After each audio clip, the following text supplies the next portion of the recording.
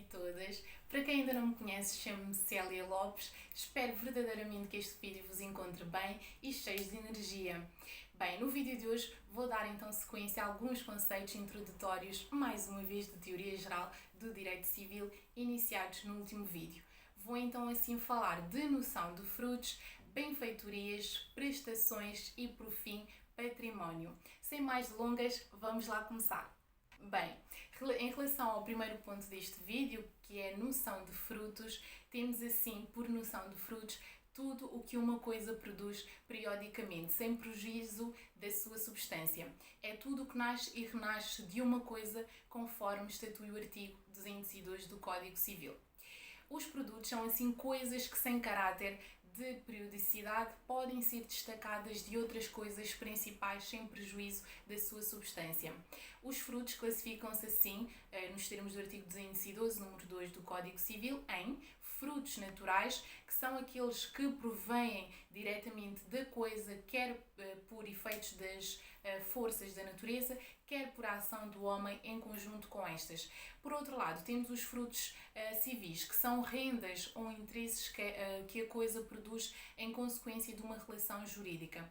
Aqui os frutos podem ainda distinguir-se em frutos percebidos ou em frutos pendentes. Quanto aos primeiros, isto é, os frutos percebidos, são aqueles que são só aqueles que estão separados da coisa principal mediante uma operação de colheita, enquanto que os frutos pendentes são os frutos naturais que não se encontram ainda separados da coisa que os produz. Agora, o que é que quer dizer ou o que é que são as benfeitorias?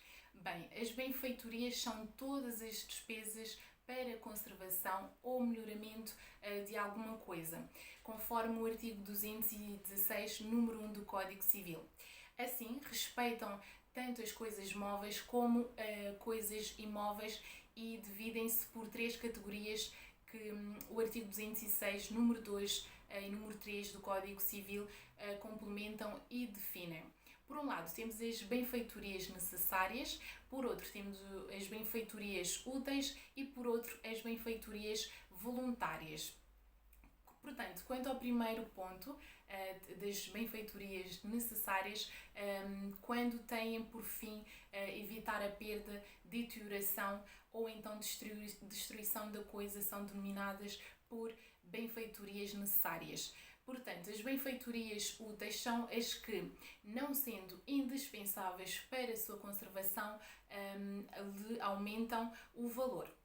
Já as benfeitorias voluntárias são as que, não sendo indispensáveis para a sua conservação, não se aumenta o valor e servem apenas e exclusivamente para recreio do benfeitorizante.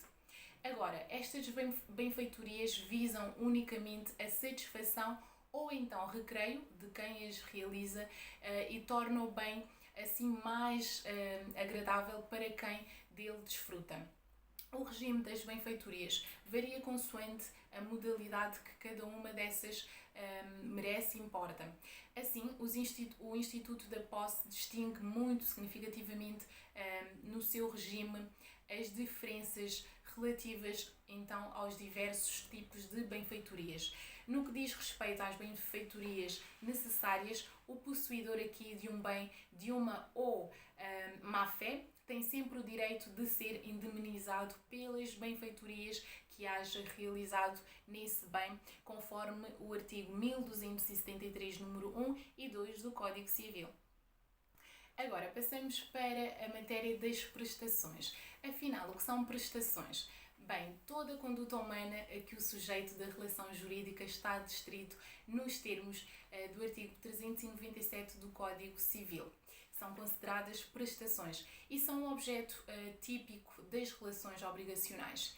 Aqui importa referir que a prestação consiste sempre numa conduta determinada ou pelo menos determinável e que é imposta a uma ou mais pessoas determinadas ou elas também determinadas ou determináveis. Esta conduta pode consistir numa ação, num facere ou numa abstenção non facere e é por isso que se fala em conduta de prestação positiva ou então de conteúdo positivo e de prestação negativa ou ainda de conteúdo negativo.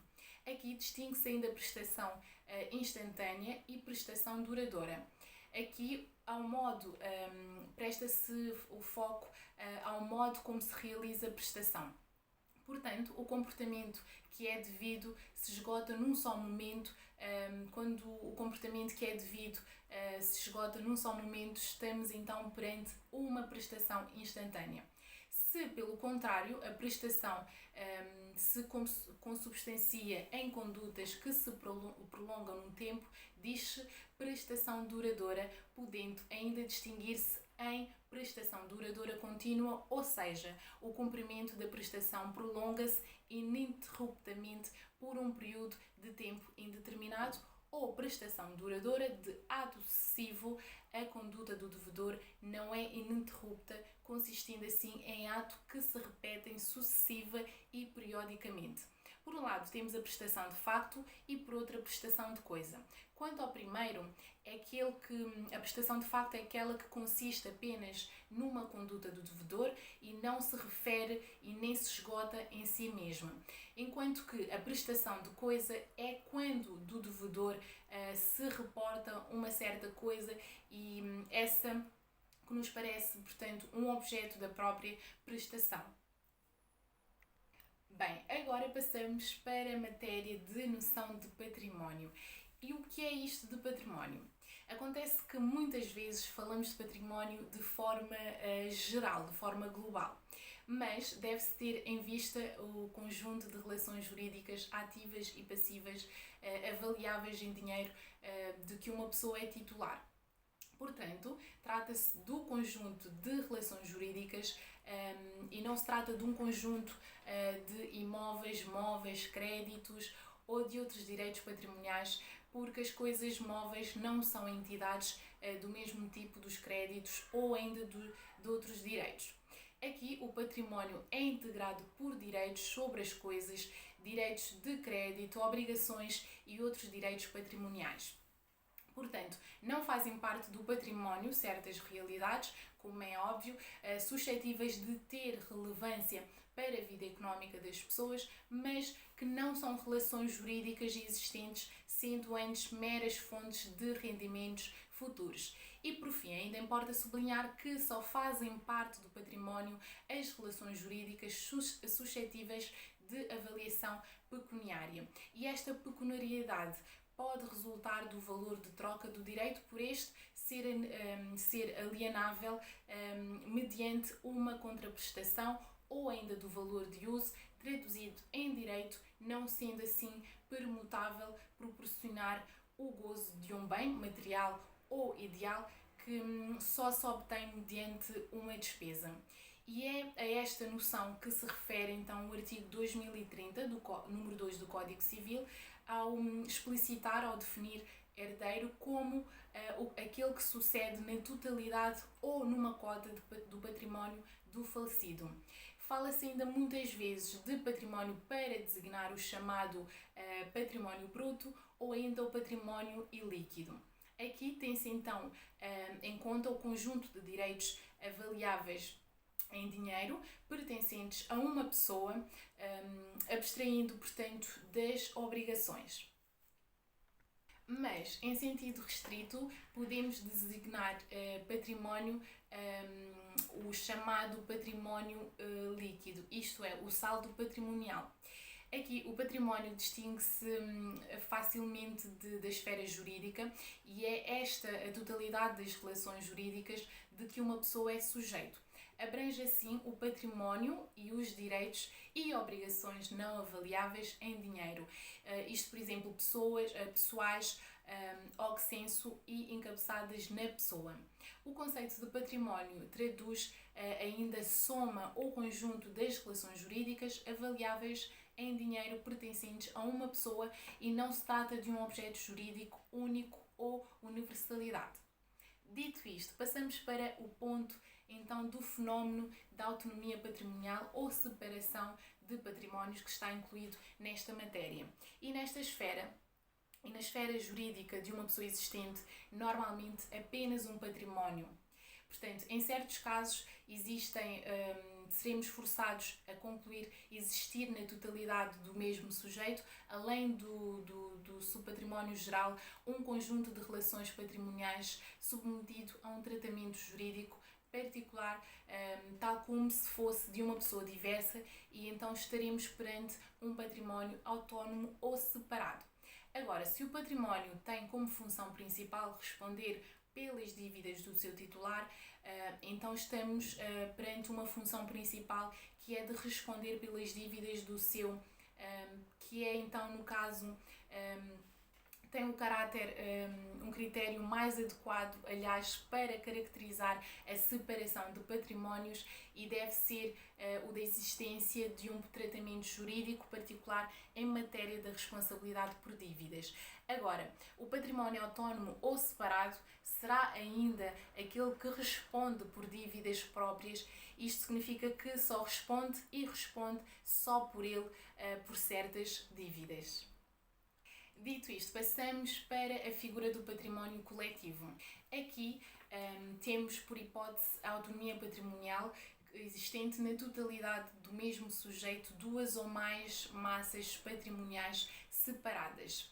A figura do património coletivo em si apresenta quando estamos, por exemplo, perante um único património que tem vários sujeitos e duas ou mais pessoas que possuem, cada uma delas, o seu património e que lhes pertence globalmente.